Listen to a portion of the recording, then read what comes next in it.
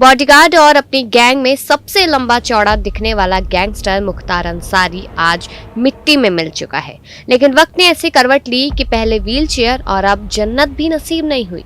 जुर्म की दुनिया में नाम कमाने वाला मुख्तार अंसारी अब इस दुनिया को छोड़ चुका है। पर लेकिन एक ऐसा समय था जब आम लोगों के नाम सुनते ही सांसें अटक जाती थी और दूसरे माफियाओं के पसीने छूटने लगते थे। लेकिन अब आतंक का ढेर हो चुका है, आतंक मिट्टी में तब्दील हो चुका है। मुख्तार अंसारी यानी कि आतंक का जन्म 30 जून 1963 को यूपी के गाजीपुर सुन्नी मुस्लिम परिवार में हुआ था। अब हैरान कर देने वाली बात तो ये है कि मुख्तार के दादा अहमद अंसारी स्वतंत्र सेनानी, संघ कांग्रेस और मुस्लिम लीग के अध्यक्ष थे।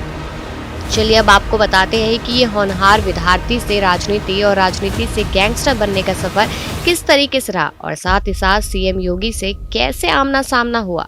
अब लोगों को आज भी याद है जब माफिया मुख्तार अंसारी का काफिला सड़क से गुजरता था तो किसी की मजाल हो जो उनके कारवे के बीच आ जाए। एक लाइन से 786 नंबर की 20 से 30 एसयूवी गुजरा करती थी।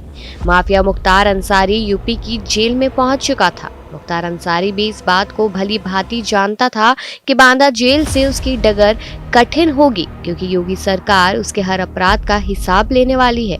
कुछ हिसाब सीएम योगी आदित्यनाथ के व्यक्तिगत दुश्मनी के तौर पे भी देखे जा रहे थे। अब देखिए, योगी सरकार के सत्ता में आते ही मुख्तार के बुरे दिन शुरू हो गए थे। अगर याद हो तो यूपी के मऊ जिले में हुआ 2005 का दंगा, मुख्तार पर दंगे भड़काने का आरोप भी लगा था।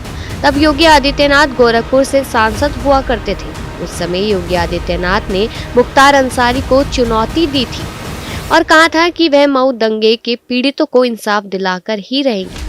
लेकिन तब ना तो यूपी में बीजेपी की सरकार थी और ना ही कोई पैठ, तो योगी आदित्यनाथ को धोरीघाट में ही रोक दिया गया था। बात यही नहीं रुकी।